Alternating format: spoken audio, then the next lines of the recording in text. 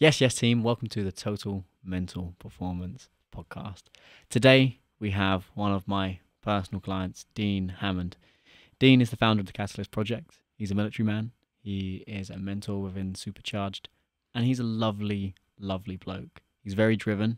He's going to go a little bit into his story. He's going to talk a little bit about how much this man gets done, because he still has a full-time military role on top of a very successful coaching business whilst mentoring other successful coaching businesses. This guy's time is tight, and he's an absolute student of mental performance, and he's been an absolute joy to coach through the evolution process. Dean, welcome to the Total Mental Performance Podcast. Thank you for having me, man. What an introduction as well. I really appreciate that. Yeah. Paint a picture. You've got a lot on your plate. Yeah. So just describe what an average week looks like. Because we worked hard to build your structure to keep you consistent. Yeah, we had to dig into that quite quickly early on, didn't we? And really go, well, what can you commit to? Because you've got so many things going on. Well, what the hell can we actually do? So I think to paint a picture for most people, I have a full-time job. You know, your classic sort of up at 5:30, 6 o'clock in the morning, out the door, driving, little commute into work for 30 minutes, starting the day. You know, as a Royal Army Physical Training Corps instructor, we look after a few things in my sort of field. In the mornings, it's normally centered around coaching and physical performance, taking soldier athletes and tactical athletes and going through that, you know, human optimization piece, if you will. And we coach the guys in the morning. And then the rest of the day is normally sort of centered around infrastructure, maybe a bit of career professional development, working with other coaches as well, perhaps a little bit more junior in their careers and guiding them and doing CPD with them too. So there's lots of like different pillars that you're part of, not to mention the management of program design and looking after the health and safety of the environment. And then, yeah, it normally ends about 4:35. I'll drive home. And then that's where the journey really starts for me, I think. I've loved the military, and I'm sure we'll explore where I'm at now with that. But the journey for me personally, as a human being, and everything I live for is centered around the minute I walk through my front door. I see my children, I see my wife, I spend time with them, and then we get into the weeds and the depths of my online coaching business. And a lot of people always ask, how on earth do you get the time to do it? And I go back to one word, and it's compartmentalization. And I think what our journeys allowed me to do is compartmentalize things even more to the granular detail so that we could actually get shit done. Because I thought I was getting shit done before, but now it's on a whole different level. And it's something that, not just physically, like psychologically, like the emotional bandwidth I have before was quite limited. I thought it was infinite, but it was limited. But now it's like a whole different sphere, and it's unbelievable, and I love it. So when you talk about how much time I've got available, I have little time. There's not much for error. That comes with pros and cons, of course, but yeah. Time is tight. Yes. And it's pretty impressive for the coaching service that you've built, not just because financially it does very well, but because of the results that you deliver. And I think coaches forget that they get so fascinated by the business bit, they forget that you've actually got to make life-changing results, and you're able to do that. On top of that, you know, being a husband and a dad to do daughters, on top of a full-time military career and mentoring, that's a lot on your plate. Yeah. And part of that is being ruthless in your commitments, and there's a lot of things you've had to say no to, which we've gone back and forth, and there was a lot of things that you wanted to say yes to, but as a result of the psychological makeup of I don't want to miss out, or how I'm thinking and feeling about those situations, you were very much overstretched. Yeah, properly overstretched. We did an exercise early on in our journey that really put things into perspective for me. I've been indoctrinated and institutionalized by the military to believe that my core values and my behaviors should be what the military have told me to be. Courageous, disciplined, integral, respect for others, loyalty, selfless commitment to those that are around you. And all of these acronyms that we get thrown in the military sort of were ingrained in me because my father had served in the military as well. So all I knew was those values. And it was overwhelming to sit back and think about all of those things, like, what does it mean to me? And we did an exercise that was just really simple. Like, what's important to you? what makes Dean uniquely Dean. And that was as simple as family, community, and the impact and freedom piece. Like we just brought out 3 or 4 words that just almost created a ripple effect across the rest of our journey together. And I very quickly realized that, well, family was one of the most important things in my life, but I wasn't acting and serving that value in the way that I should have been. It was the birth of King and Queen time when we first started, and that the conversations as well during our King and Queen time with my wife has been unbelievable. Like, she's my best friend and she's my soulmate, but for such a long time we were just 2 people that lived together. It's not that anymore. We're not just 2 people that live together. We are 2 people that are friends. We have good banter together. We've got and all of that has come because of the domino effect of having those values challenged. Because I didn't have very many people challenge me. I'm quite an extroverted character to a lot of people. Maybe I come across quite abrupt and brash. And you've taught me in those early stages not to change that. Like, don't change who you are, because that's uniquely you. How can we harness it better? And that's what I've done. I've harnessed it better, and it's allowed me to have these conversations with my partner. That's allowed me to become so much more attuned to the values that I want to live by, not the values that have been pushed onto me. So by one simple tool of, like, I remember you saying that's not your value. Like, come on, what's beneath the surface a bit more? And we dug a little bit deeper and to words to that effect. Like, you just kept almost not calling me out on it, but calling me out on it. Like, no, come on, what's below the surface? Let's dig deeper. What's the real reason why you do what you do? Why is family important? Are you living by that? Well, no, you're not. So where's your time being committed? Like, it was almost that moment of, Dean, pull your finger out of your arse, live by those identities and values.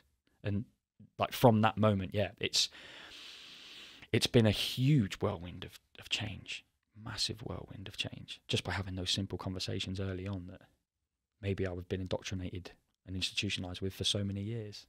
Well, what you're talking about there is values elicitation. So essentially, values elicitation is looking at, well, what does somebody truly care about? Because a lot of people, when you sort of talk values, they'll go macro. They'll go integrity, honesty, strength, honor. You know, they'll go all these big valor words. Exactly. They'll do that. Yeah. But I'm more interested in, and there's a great book called The Values Factor by John DeMartini. Very, very, very good book. And I learned values as a therapist.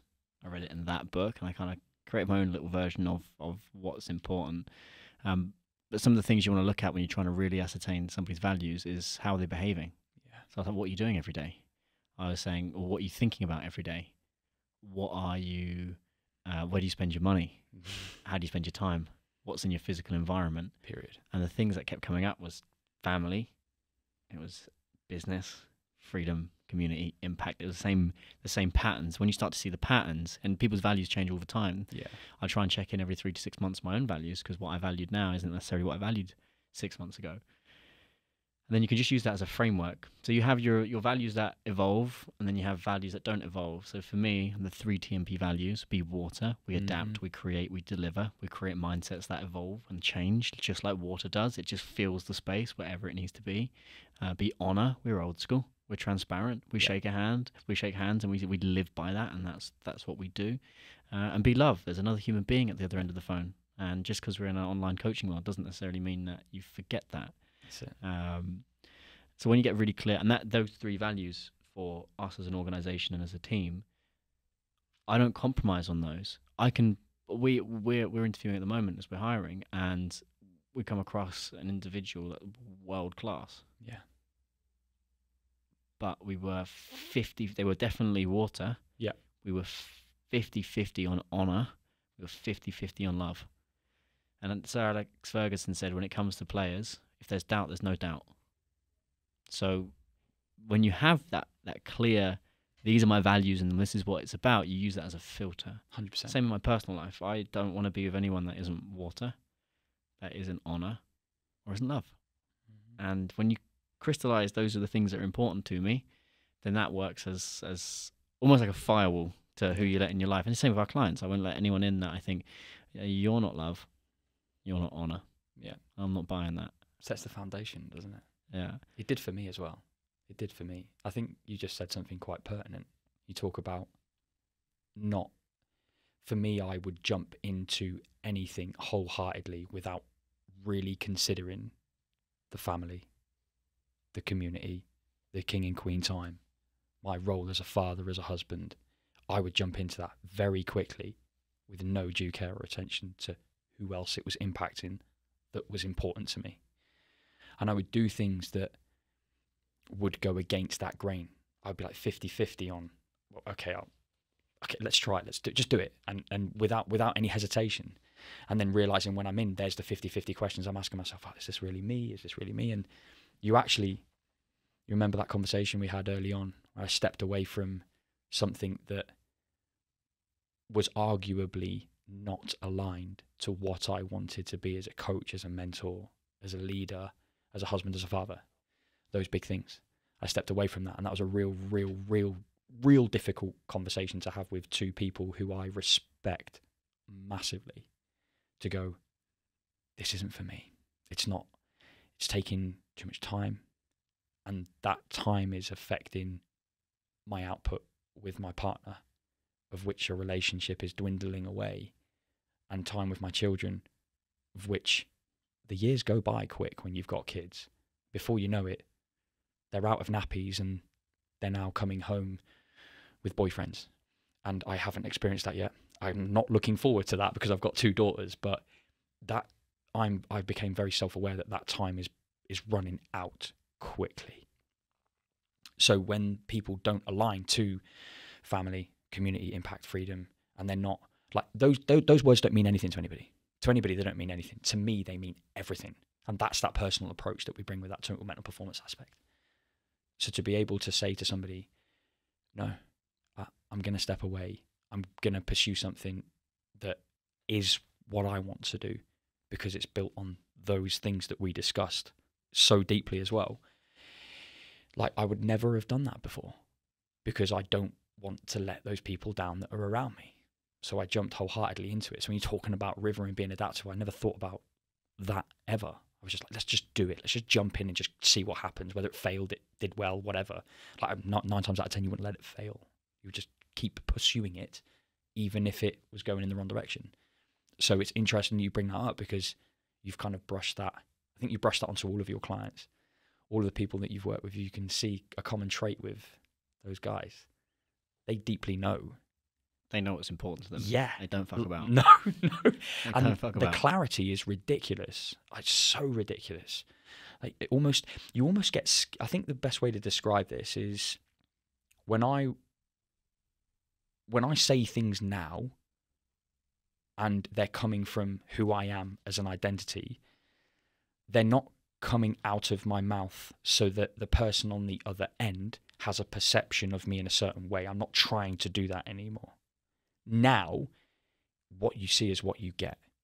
The extroverted, unapologetic, overly brash, energetic person is the best way to describe that. But that energy, that extroverted character, you're going to get that person. And you're going to get the person that is so, it's raw passion and raw, it is raw passion and raw love for what I do. And one of my closest friends who's become an amazing friend of mine over the past couple of years, Adam, he tells me it straight, and he's like, dude, you cannot take away how raw and passionate you are, and if somebody doesn't like you for that, they're not your person, mate. Great example yesterday. I saw you put on your story. It was really funny.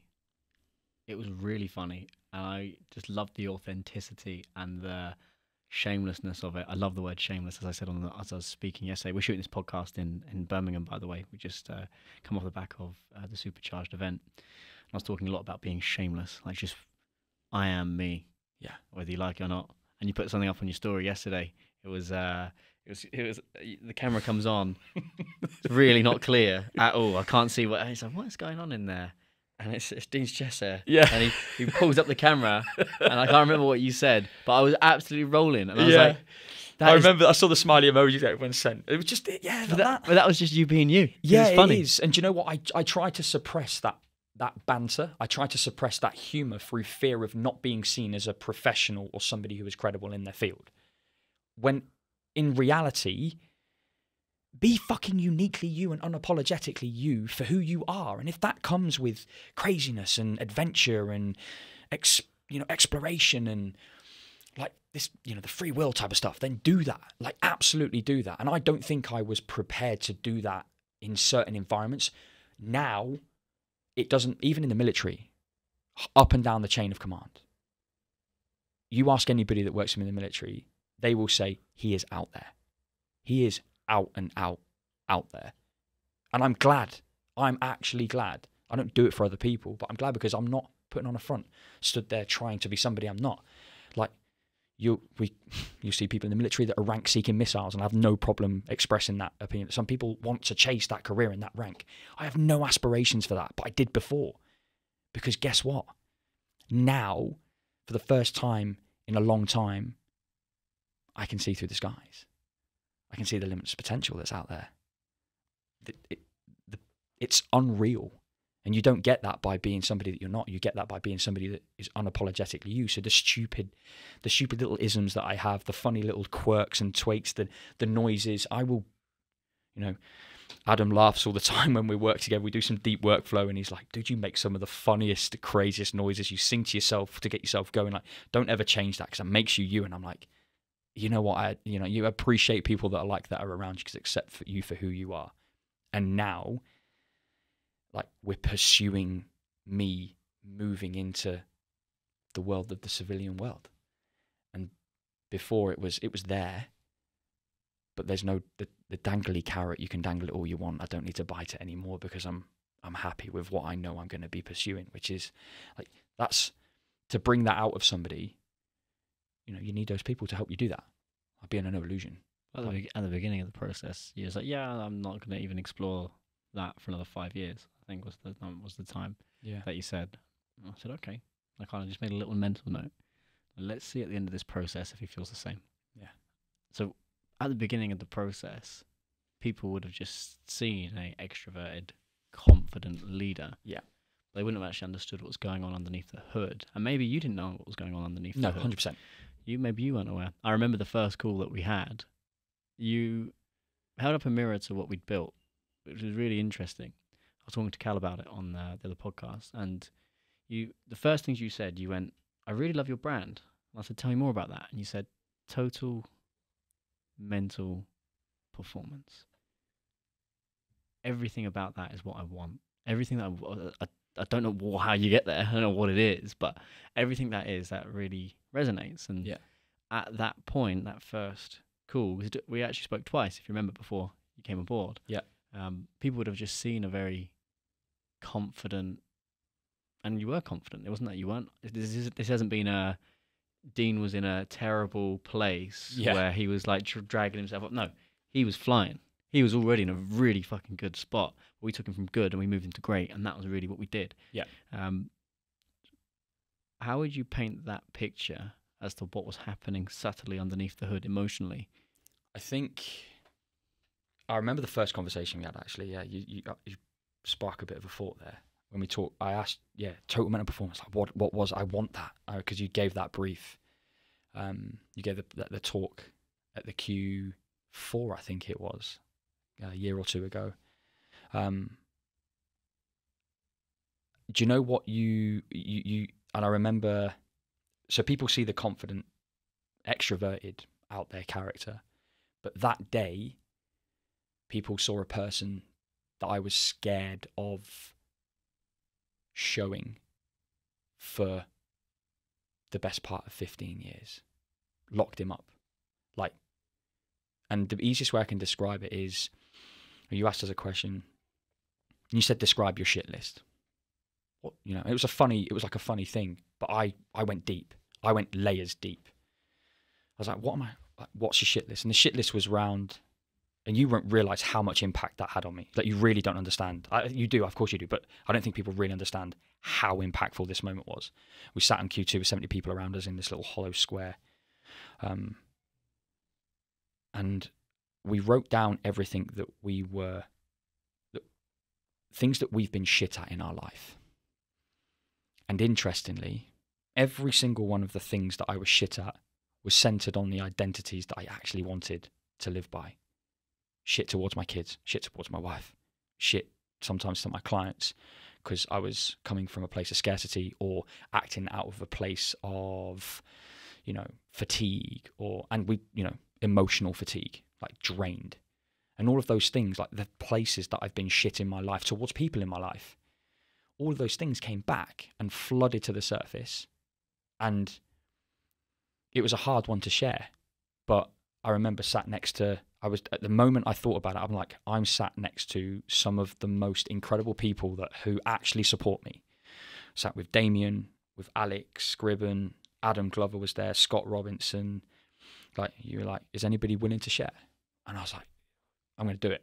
And I raised my hand and I shared with you everything that I did in my life that made me a shit human being. Broke down, and I didn't break down because I was upset. Not upset.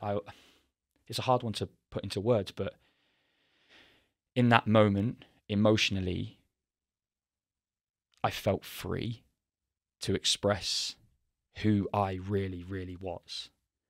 And in that moment, I very quickly realized how much my wife and children meant to me, and I wasn't filling that cup. I wasn't serving it the way I should have been. And that day walked away, and I remember you said something to me like, have you asked your wife what she thinks? I'd never asked her. I never, ever, ever asked her. That moment in time, everything I did was centered on, the main one was we've discussed this, the fear of missing out on things in my life or opportunities. So I would jump into relationships with people, friendships. I would jump into events. I would do things for other people because I was worried about missing out on an experience. Where did that come from? Well, we did the surface. We scratched the surface initially. And I think I was reluctant to share because I didn't want to open up what it truly was. And it wasn't until I think we were maybe halfway through the process, it was a bit earlier than that, we really dug into the layer. And it all stemmed back from where I was in the relationship with my father and my mother, and how when my brother came into the world, he was portrayed. Because he's a remarkable dude. He's such a great guy. I love him. He's my brother. Do you know what I mean? I haven't got a bad word to say about him at all. But in my eyes, my brother became this boy that was the golden child, the everything. Everything. And I remember distinctively the football matches my parents would go to with my brother, the split between where my mum and dad would be based on certain days. My brother naturally was younger. He played a little bit closer with the football days, so they would travel to his games, and I felt ostracized from my own family. And that, I've never expressed that to my mum, and she's up in the skies now. And do I regret that? No, because I think she knows how much I love her, and I know how much she loves me, and my dad is exactly the same. But I always felt like I was constantly trying to show my mum and my dad. I was like, oh, look, it's me. But for what? I didn't know. I just genuinely didn't know. Even into my schooling years, I wanted to be the charismatic guy that everybody went to for a pick-me-up. And you realize, through that life cycle that we went through, it all came back from those relational issues that I had early on, because I was trying to be noticed and recognized by people who were around me that I loved and cared for. I would always be the loudmouth. I would always be the gobshite. I would always be the extroverted character, the high energy dude. I would always be that person, even all the way back to the schooling years, even before then. And it was because when my brother came, I was trying to almost one-up my brother. He's my brother. He's my blood. He's my family. Why am I trying to one-up him? Because he was always seen as that golden child, And I think when I'd done some emotional digging, and I sort of became more accustomed to what was going on around me and my own thought processes, as in with when you and I dug a little bit deeper into the beyond the surface, I quickly realised that I was trying to prove to my mum and dad that I was the better person. It was jealousy. It was jealousy. Like, I was jealous that my brother had new football boots. I was jealous that my brother could do the things that I wasn't allowed to do at the age of 12, 13. He's the second child. He's gonna have things a little bit more in advance because my mum and dad, well, I was their first kid. And it was accepting that, but I didn't accept that initially and early on. So it was like this, the fear of missing out on things and the jealousy traits even stemmed into my relationship with my wife. And I'll openly say this, and anybody knows, I was in a very difficult relationship before I met my wife. I was cheated on, and that broke me. That fucking broke me, because I thought I loved this woman, or this girl, and I'd been with her for a good few years, from the age of like 13, 14, all the way up to 17, 18. And at this stage, you know, I stupidly young love, I was engaged, like, what's going on? But I was completely integrated into her family, like I was their son. And her mum and dad, they welcomed me like their son. They were so shocked when they found out what had happened, that they were like, what have you done? How have you done this to Dean? And that type of character that he is. And it really did break me. So in the early years of my relationship with my wife, I was a jealous pig. I was so concerned about where she was all the time. I'd be texting her all hours of the night, but like, where are you? What are you? And not that she went out all the time, but when she did go out with her friends, like, where are you? What are you doing? Who's around you? Why are you with them? Why are you with him or her, whoever it is? Even to a point where I remember getting in my car after she had finished work and sneakily parking it and watching her walk to the next, they used to go out for a drink as a group, watching her walk to the next bar to make sure she wasn't doing anything. I was so worried about losing her, so fucking worried that she would go off with some other guy because she was too good for me. I truly believe that at the time. I believe it, like, not with the best of friends now, but I genuinely believe that she was too good for me. Like, sneakily, like some weird ninja that's walking through the night, like watching your partner, now your wife, go out and have drinks with her friends. And I just thought I was going to lose her every single weekend. I thought after she finished work, she works in a bar, I thought I was going to lose her. How, like, what type of guy does that?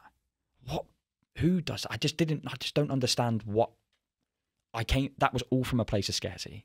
You've got to remember, when you're in your teenage years, that's where you're learning. That's where the models of love comes in. You get two models of love from your parents and how they raise you and how that works. But also your formative relationship in your teenage years and your early 20s, your first ever relationships. So the brain is still moving. It's able to think a little bit more in the grey, but it's still in the black and white, almost like a child. So black and white.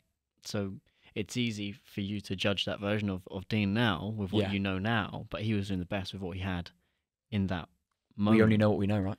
And you can only connect with dots looking backwards. Yeah. So for you now, that's an opportunity for you, having grown out of that. Yeah. Because here's the thing. Our clients are fine. Dean didn't need to work with us and he'll still be successful and fairly happy at what he does.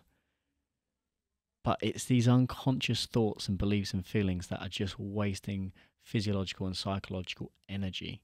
And by shifting those emotions, all we're doing is freeing up bandwidth and we're freeing up energy for you to deploy. So I would actually say you're working just as hard, just getting a shitload more done now. And obviously you're getting the rewards for that.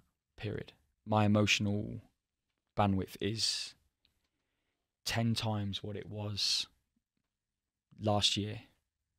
Period. I can't express how great, and grateful is such a wanky word, but I will be forever in debt to somebody who could pull shit out of my head and just let it go. We had a conversation. We had a call where you sat me. I've got no again, I don't mind sharing this because I think it's important that people try and understand where this comes from. You told me to sit down in a chair and sit opposite my mum. What would you say to her? And we had these really deep conversations, and I'm not going to go into too much detail with it because, you know, that's personal for me. And you asked me, like, we kept digging and digging, and what would you say? And I was again an emotional wreck, and I would lean on her for her support, her counsel, her resourcefulness, and how she thought about things. And very quickly forgot that she transferred all that to me. I just didn't know how to unlock it. I just didn't know how to reason with it. I didn't know how to put pen to paper. And maybe just, well, what are you thinking about? What are you doing in your head? What the fuck is going on in your head? And when I was able to do that, you're able to write more emotionally. You're able to write more honestly about what's going on. So when the shit days are shit, you write that it's shit. And if it's shit, why is it shit? How do we make it better? But before I was like, it's a shit day. Scarcity mindset. There's no abundance in it. There's no growth. It was just like, it's shit. Why is it shit? Because I said it's shit. He's this, he's that, she's this, she's that. Jealousy, again, comparison, fear of fucking missing out, fear of not being liked by other people. Like, I would act in a way that I wanted other people to like me. Similarly to, I would try and go out of my way and shower my wife, at the time, young days, with all of these. I used to buy her a rose every single night when I was sat at the bar. She used to work in a bar. I used to go and sit and buy her a rose every single night. I used to write poetry for her. People won't know that. I used to write poetry for her. But I look back now, I did it because I was scared about losing her. That was part of it. But deep down, that was the emotional, spiritual side of me that was really, truly, madly in love with her. Like, she was she's an American woman. She was in a massive, massive British culture in Germany. Spoke German. We both did. We were involved in the German community and in the British Army community as well. Like, she would stick out like a sore thumb.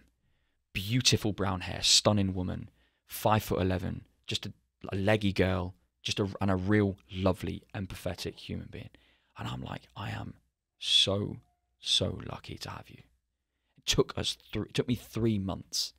3 months to get her to agree to go on a date with me. And there I was 1.5 years, 2 years later, worried that she was going to walk away from me. And then looking back in hindsight now, I'm like, she's not the woman that's going to walk away. Energy is just what's happening in the unconscious mind. Exactly. It's just burning up fuel. Yeah. So that you could just be using that fuel on solving problems or being more in king versus magician versus warrior versus lover.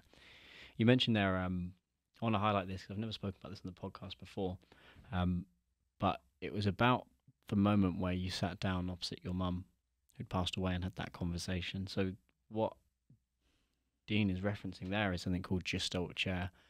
When I pull out that technique, usually there's a lot of tears. Usually it's a big one. I got shivers thinking about it. I've literally got it going all over my spine. Yeah. So what this technique does is it enables you to go back and resolve unresolved conflict with people in the past, and it doesn't matter whether they're alive or dead. Yeah. Because we have something in the mind called mirror neurons. So think about when you came in here, we were having a little dance around the chairs, but you knew how to sit down on this stool. You knew how to sit down really quick, right? Yeah.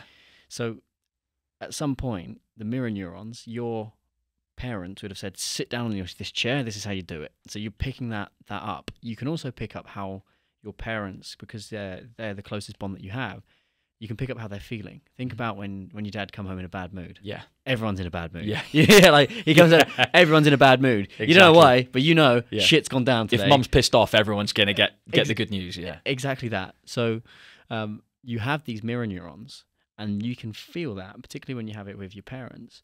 So sometimes you need to go back and you need to have the conversations that were never had. And in that moment, what I got Dean to do is I got him to visualize your mother is sat in that chair opposite you, and you are completely safe to say whatever it is that you need to say. Mm. He says that. He then stands up. He goes and sits where his mum is sat, having just heard that. And then he says back what it was that she would have responded with. Yeah. And anyone listening to this and go, these guys are nuts. What the fuck are they on about? But you have those mirror neurons. You know how they would have responded. Yeah. And then all of a sudden, words start flying out of their mouth. Or I've experienced gestalt chair. I've experienced it a couple of times. And when that's happening, they say their piece, you stand up, you go back to where you were sat, and you have the conversation that was never had. And you can do this with people that are still alive, people that will never have that conversation with you, but you know it's the conversation that you need to have because you need to express how you think and feel. And the cathartic release of that tool and that technique can just clear up so much unconscious sludge and just really clear that out. I talk a lot about the mind and being water and the difference between being a pond and being a river. And a pond is stagnant and it's full of sludge and it's kind of just not really moving. A river is flowing, it's moving, there's fish coming in, coming out, it's there. That there was us getting a big spade and going, right, there's a load of toxic sludge within this and we need to scrape this out, and that's what we were doing. And now if you look at your mind now, you're so much more agile, so much more nimble.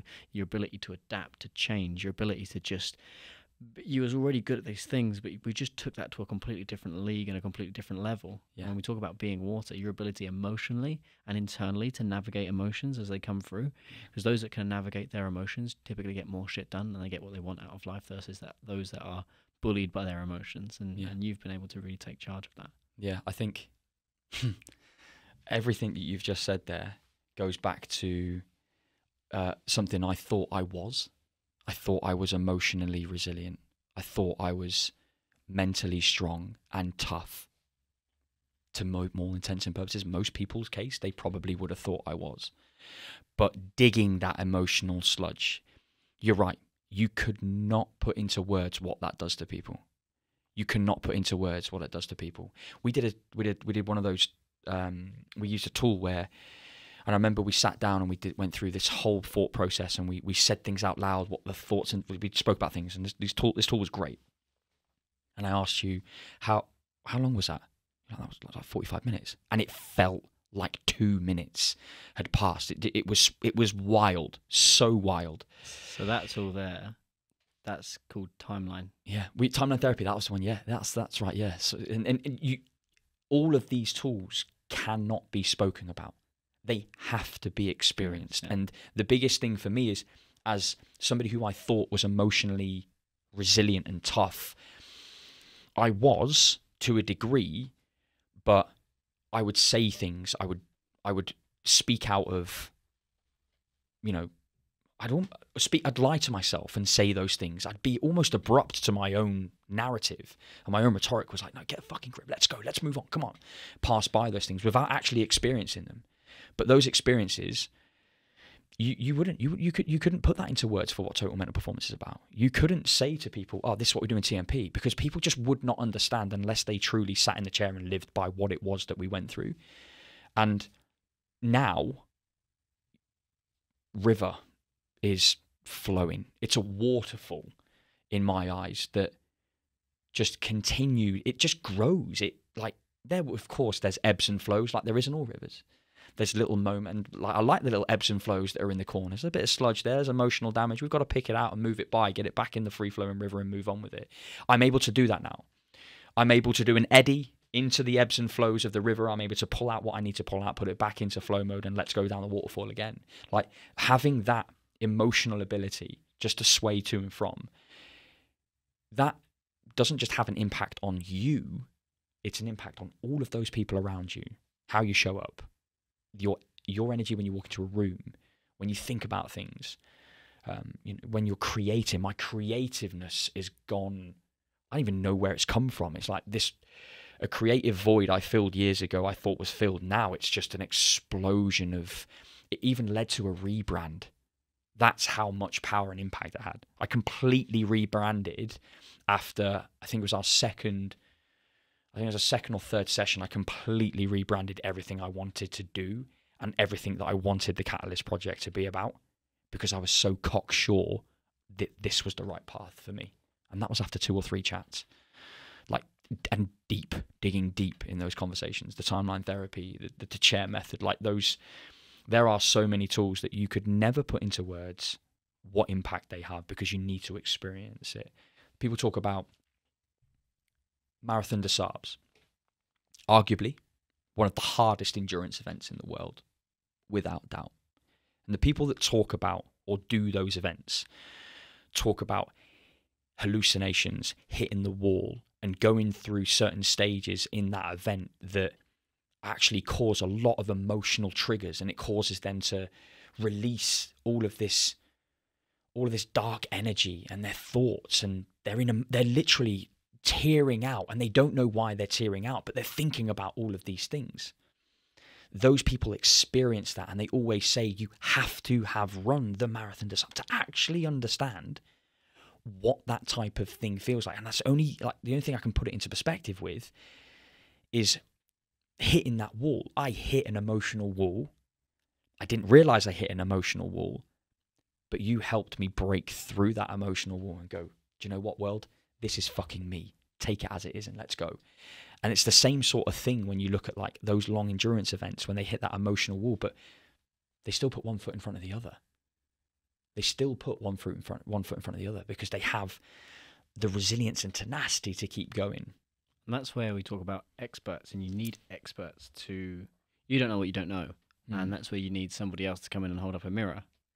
I'm still doing the work myself. I still have a mindset coach and a therapist that are still holding up a mirror. Even sometimes I go into those sessions we're done in 20 minutes and it's like, I'm ready to talk about it. So, all right, thanks, high five, boom, out I go. But I'm still checking in because you just don't know. Yeah. And for you, I think you kind of thought there's a next level, but you just weren't sure. And when we had that first conversation and I started asking a few questions, holding up a mirror to a few blind spots, that's when it started to crack. So if you're listening to this and you're thinking, you know what, I know there's more. Deep down, I know there's more to me. I know I can perform better. I know I can get a lot more shit done.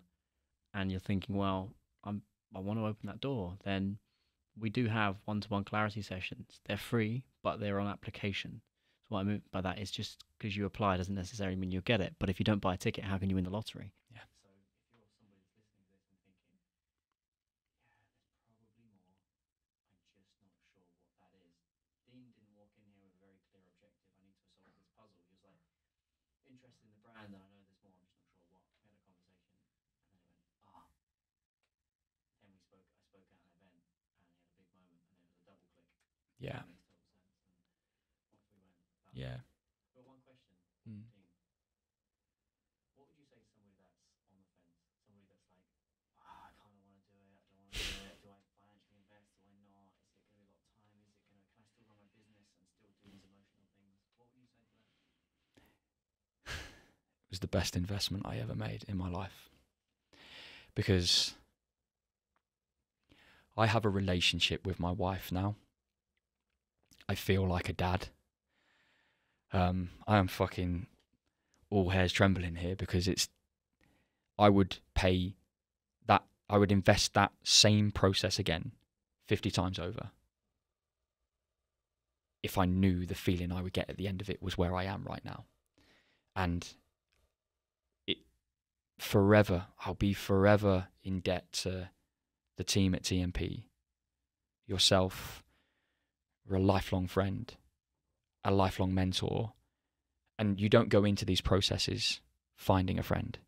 You don't go into these mentorships or coaching, online coaching type of things. You don't go in there to find friends. You go in there to better yourself. But I haven't just bettered myself and become a new person, not a new person, of the 2.0 version of what Dean's going to be. And there'll be a 3.0 and a 4.0 and a 5.0. I'm prepared for that now. But I went into the investment and got so much more out of this process from TMP that I could ever put into words. A community of people that have all done the work as well. And you know who they are. Like, you say it quite well. Like, you have to earn the TMP cap. And you do, yeah, when you've been capped, when you graduate. We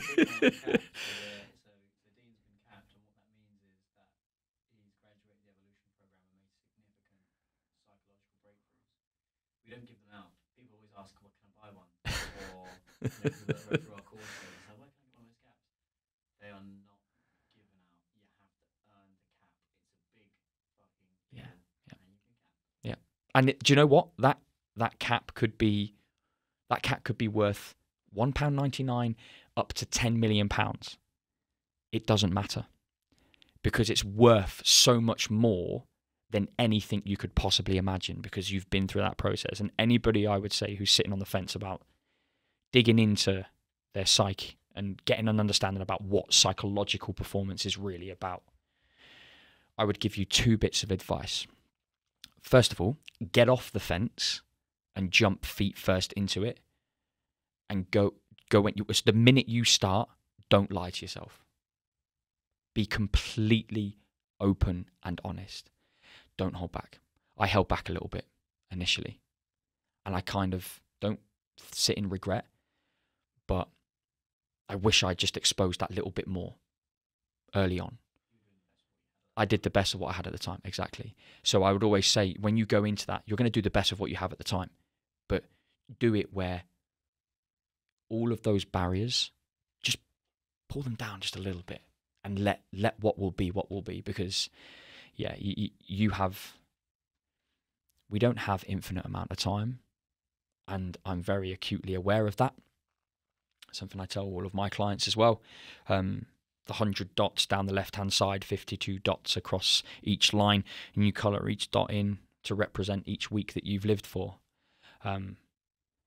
Shame to say, but I've lived over a third of my life already. It's crazy to say that you've lived over a third of your life at the age of 36, 35, 36. I want to spend the next third and the final third of my life with complete mental freedom. And I feel like I can now do that because I'm not holding on to things from my past. I've let them go. And not even by having conversations with those that I need to, by using the tools and techniques that you taught us in TMP. I'm free. Like, nothing is stopping me. And when you do things like this, it opens up some pretty incredible thought processes, and so much so I'm now exploring the next chapter in my life, which I never expected me to jump into. So do it and don't look back. One final question we ask every single podcast guest. Delete me and delete the organisation and the organism of TMP for a minute. What does the phrase total mental performance mean to you? If you had it, how would you know? I'm going to say 3 words with a bit of a hyphen in between them. Being unapologetically you. That's what that means to me. That's freedom. That's total mental performance. It's doing the thing that you say you want to do, and you do it because you actually want to do it. And I'm now living proof of that. I want to do something. I will do it because I believe it. If it fails, okay. But guess what? I tried. And I had the emotional bandwidth to do it. So being unapologetically you, and it's a phrase we use quite regularly in the Catalyst Project. Be who you are, because the big thing for me is we go off of the 5 Fs. If they don't finance you, they don't fuck you. They're not your friends or your family, then fuck them. Like, that's the mentality and the mantra that I have now. Like, I say it to people, but now I have the mantra. If you're not one of those 5 people, I don't care. Like, I don't give a shit if you're not in the 5 Fs. But being unapologetically you allows you to do the thing that you said you were going to do without any guilt, without any comparison, doing it because you want to do it, and exploring what's going on up here so that you can put it down and give it to the world in however way it comes out. So that's what I would say total mental performance is to me. Well, look, Dean, it's been a pleasure coaching you through the evolution process. I'm incredibly proud of you. I appreciate that, mate. I always use fighting metaphors, and if we was going to put you in a cage or a ring with Dean at the beginning of the process, it'd be such an ugly fight insofar as it'd just be so one-sided. It'd be like putting a League Two versus a football team versus a Premier League football team. It'd be an absolute mauling, and I can confidently say that. And to be clear, it wasn't like you was in a bad place. You was good. Yeah. We were just taking you to great, and that's where we talk about levels of mental performance, and we've really taken you to another level. So I'm very proud of you. I'm extremely grateful. Extremely grateful. Where can everyone find you?